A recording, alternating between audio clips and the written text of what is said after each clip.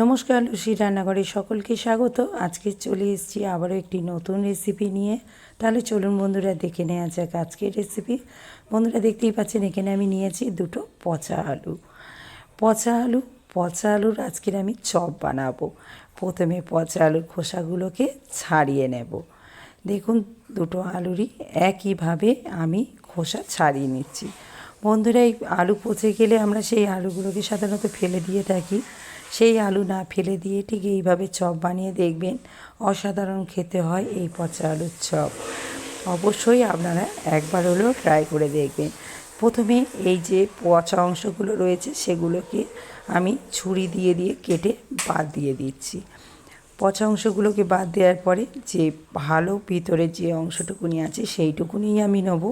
কিন্তু এই আলুর অংশগুলো যদি রান্না করা হয় তাহলে কিন্তু রান্নাতে বাজে গন্ধ আসে, কিন্তু এইভাবে যদি চপ বানানো যায় এতে কোনো রকমই পচা আলুর গন্ধ পাওয়া যাবে না। দেখুন সব কটা আলুই ঠিক এইভাবে বেছে বেছে আমি টুকরো করে কেটে নিয়েছি। এখন এগুলোকে আমি মিক্সার জারের মধ্যে দেব, দিয়ে একটা পেস্ট বানিয়ে নেব।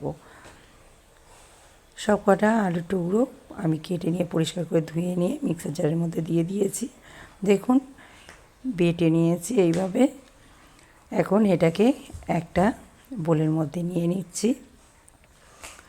বোলের মধ্যে সমস্ত আলুর পেস্টটাকে নিয়ে নিলাম। পেস্ট একটু রেখে দিয়েছিলাম, ওই জন্য একটু লালচে মতো হয়ে গিয়েছে। এবারে এর মধ্যে দিয়ে দেব পেঁয়াজ কুচি। ছোট ছোট করে পেঁয়াজ কুচি নিয়েছি বেশ কিছু। দিয়ে দিচ্ছি কাঁচা লঙ্কার কুচি। এবারে দিয়ে দেব এর মধ্যে রসুন বাটা। এখানে হাফ চামচের একটু কম রসুন বাটা নিয়েছি, এটা আলুর পরিমাপ অনুযায়ী নেবেন। নিয়ে নিচ্ছি হাফ চামচ মতো আদা বাটা। দিয়ে দেব অল্প একটু হলুদের গুঁড়ো। দিয়ে দিচ্ছি অল্প একটু লাল লঙ্কার গুঁড়ো, যেহেতু কাঁচা লঙ্কা দিয়েছি ঝালটা আপনারা আপনাদের স্বাদ অনুযায়ী দেবেন। দিয়ে দিলাম হাফ চামচেরও একটু কম গোলমরিচের গুঁড়ো। এখন দিয়ে দিচ্ছি স্বাদ মতো লবণ। দিয়ে দেব বেসন। এখানে আমি 3-4 চামচ বেসন নিয়েছি। ভালো করে এখন চামচের সাহায্যে আমি সমস্ত কিছু মিশিয়ে নেব। বেশ ভালো করে এইভাবে মেশাতে থাকবো যেন সমস্ত কিছু ভালোভাবে মিশে যায়। দেখুন ভালো করে আমার আলুর পেস্টটা মেশানো হয়ে গিয়েছে। এবারে আমি গ্যাসেতে একটা কড়া বসিয়ে দেবো ভাজার জন্য। কড়াতে আমি তেল নিয়ে নিয়েছি। বন্ধুরা তেলেতে একটু জল পড়েছিল, ওই জন্য তেলটা ছেটকাচ্ছে। এবারে তেলের মধ্যে আমি একে একে চপের আকারে আলুর পিসটাকে ছেড়ে দিচ্ছি। ঠিক এইভাবে চামচের সাহায্যে আমি একটু চেপে দিচ্ছি। পাতলা পাতলা হলে ভালো হবে, নাহলে ভিতরটা মোটা হয়ে গেলে অতটা ভালো লাগবে না। যতটা পারবেন একটু পাতলা করে চপগুলোকে বানাবেন। অসাধারণ খেতে হয় বন্ধুরা এই পচা আলুর চপ। শুনতে বাজে লাগে যে পচা আলুর চপ, কিন্তু অসাধারণ খেতে হয় এই পচা আলুর চপ। আপনারা বাড়িতে ট্রাই করে দেখবেন, অবশ্যই আপনাদেরও ভালো লাগবে। দেখুন এক পিঠ বেশ কিছুক্ষণ ভেজে নিয়েছি, লাল হয়ে গিয়েছে। এখন অপর পিঠটাকেও ভেজে নেব।